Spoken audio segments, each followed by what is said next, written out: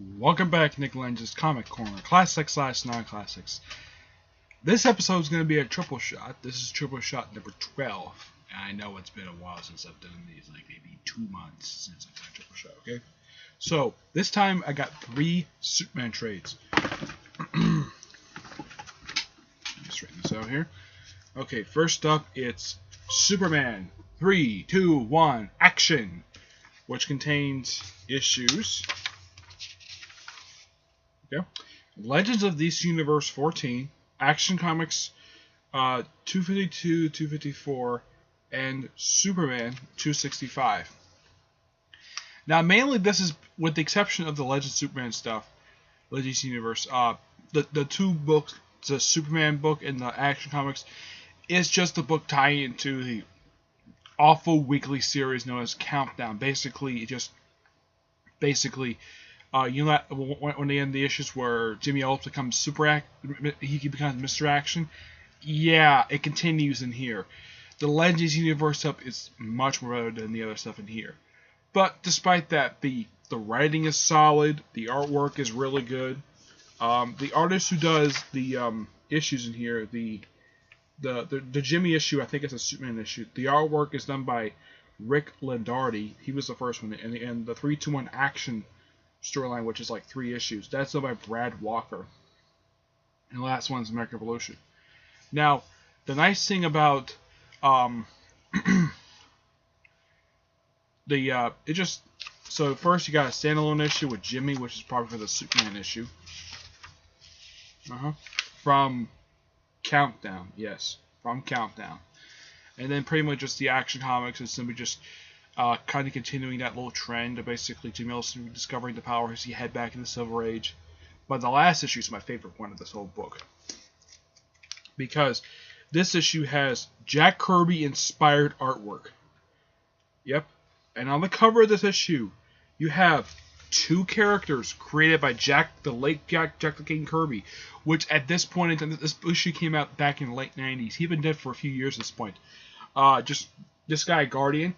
Yeah, that is a Jack Kirby creation. He's basically DC's version of Captain America. And see this guy with his hands over his head? His name is Dublix. He's also a Jack Kirby creation. And here's something interesting, though. When he made his debut in Jimmy Olsen's solo comic that he had back in from the 50s and 70s, I think it was. Yeah, this issue is pure fun. And if you see this artwork, this is kind of like Jack Kirby's style artwork.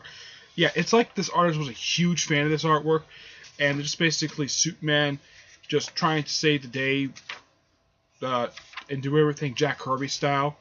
Everything's like very pulp-esque, and heck, even another and the most famous Jack Kirby creation in DC Comics shows up in this very story. Darkseid, yeah, Darkseid.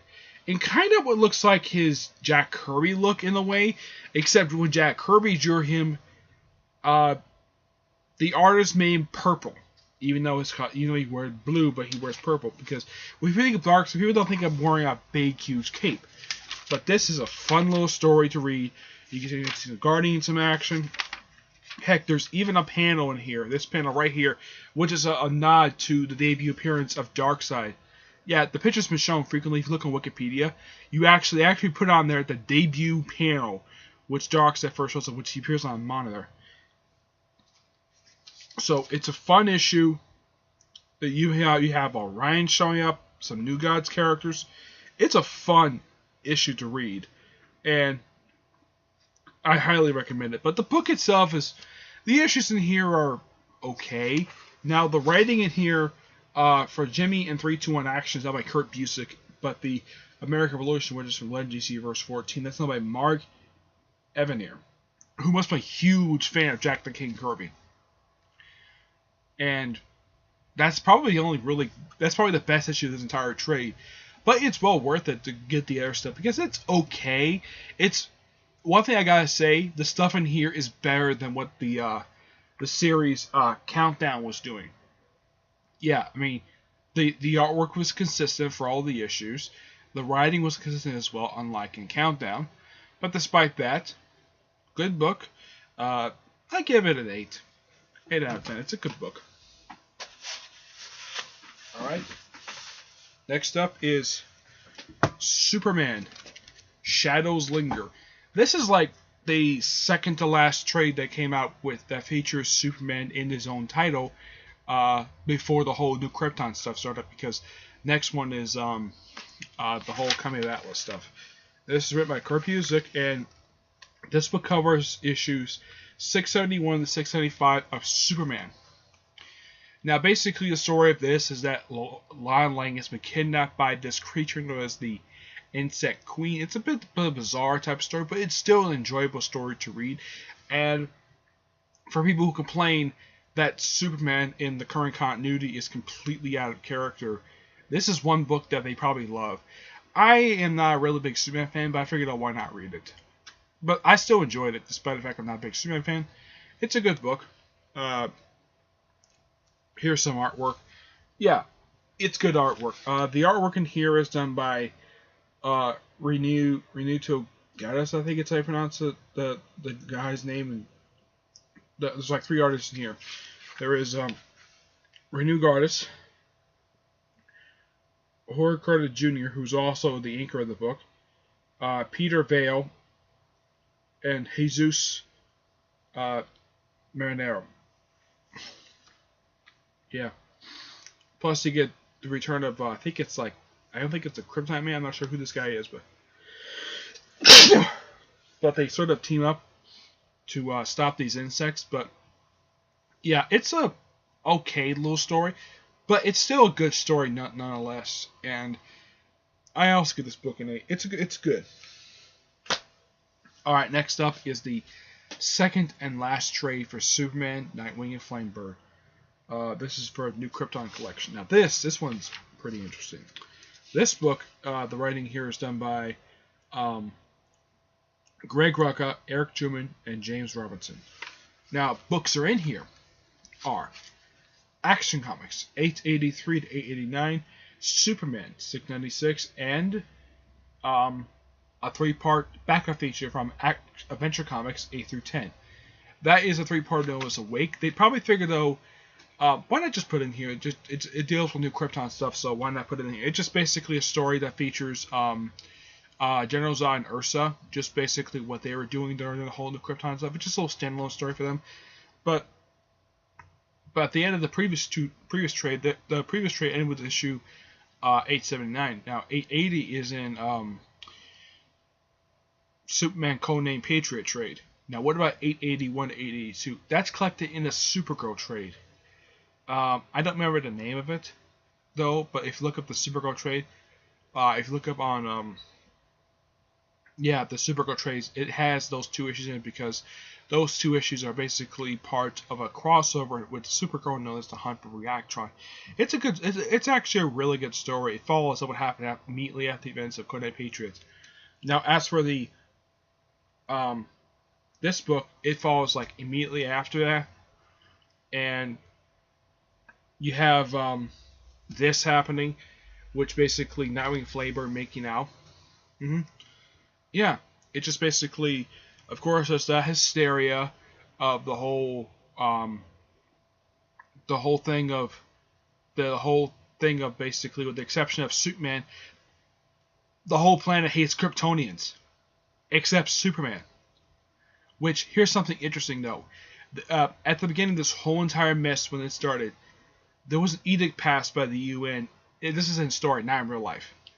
The edict goes is that all the Kryptonians are banned from Earth except Superman. He's the only one who's the exception. My guess is because he lived on Earth for a long period of time. People knew he was an alien, so he's probably the exception to the rule. But these 2 on the cover, they were not allowed on Earth, despite the fact that Nightwing, he's really in his secret identity when he's not wearing the costume. He is the adopted son of Superman and Lois Lane, Chris Kent, which tends to question, though, does John Samuel Lane Kent know the fact he has a brother? Yeah, this is one thing that I don't know if Dan Jurgens even addresses or not. I'm hoping he does in the Superman, Lois, and Clark series. I'm hoping he does. But anyways, it just continued the adventures of these 2. basically the end of this book basically leads directly into the Last Stand New Krypton crossover, which that kind of helps sets up the end of the whole New Krypton stuff. But the stuff in here is actually still pretty good. You have great artwork. You have appearances by Mon-El and the Guardian, who the Guardian appears in the present day. He's a clone. Yeah, he's a clone of Jim Harper. The only reason Mon-El himself shows up in here because it's DC Universe, so why the heck not? But also General Lane shows up in here along with Lois herself.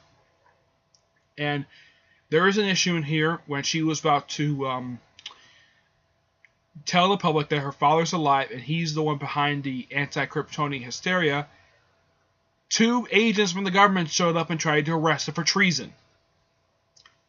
Now, last time I checked, they were violating the freedom of the press. I'm not sure why Rucker wrote that in there, but I think from anybody who was reading at the time probably think, no, that was stupid. For agents to show up at Daily Planet, somehow knowing that the story was going to be published anyways, and to arrest Lois for treason? For publishing the fact that her father was responsible for the anti-Kryptonian hysteria that had been going on in the universe, DC Universe, at this point for like a year?